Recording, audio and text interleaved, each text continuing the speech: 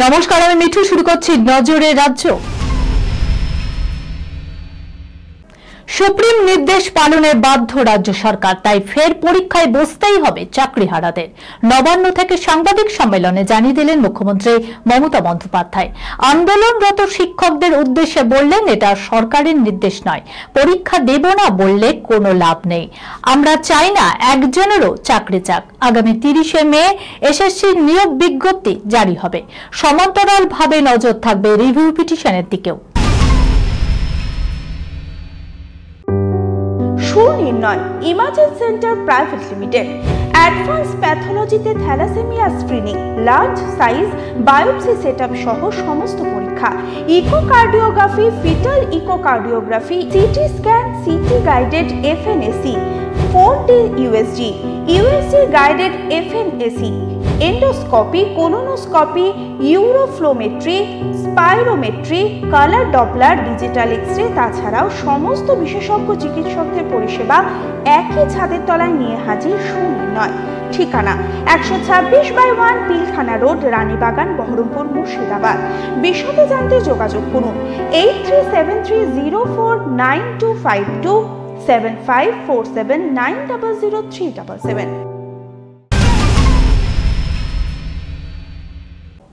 একদিকে নিম্নচাপ, অন্যদিকে শুরু হচ্ছে পাক বর্ষার বৃষ্টি। জোড়া ফলায় সকাল থেকে মুখ ভার আকাশের। কোথাও কোথাও শুরু হচ্ছে হালকা থেকে মাঝারি বৃষ্টি। বুধে রাজ্যের প্রায় সব জেলাতেই ঝড় বৃষ্টির সম্ভাবনা রয়েছে।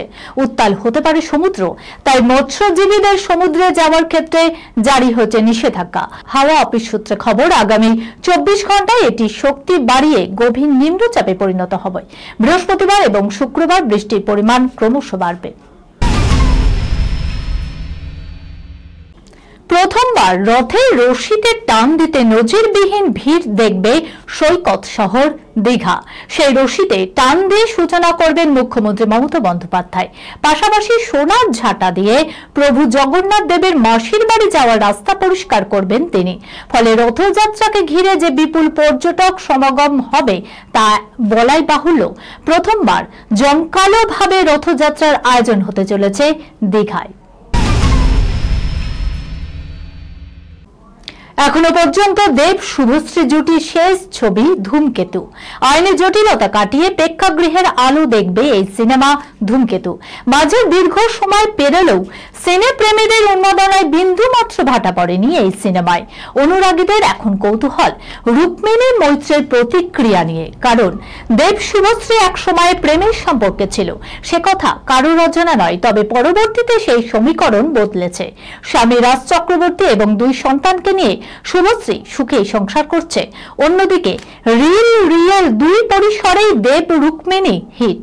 সেই প্রেক্ষিতে পদ্মায় ফের দেব শুভশ্রীর রোম্যান্স নিয়ে কি বলল রুক্মিণী, কৌতূহল অনেকেই রয়েছে। এক সাংবাদিকদের মুখোমুখি হয়ে রুক্মিণী জানান, আমি নিজেও এই ছবি দেখার জন্য অপেক্ষা করে রয়েছি। এই খবরের সঙ্গে শেষ করলাম আজকের নজরে রাজ্য। আপনারা দেখছেন টিভি 24 বাংলা, সংবাদ বিনোদন সারাদিন সারাক্ষণ।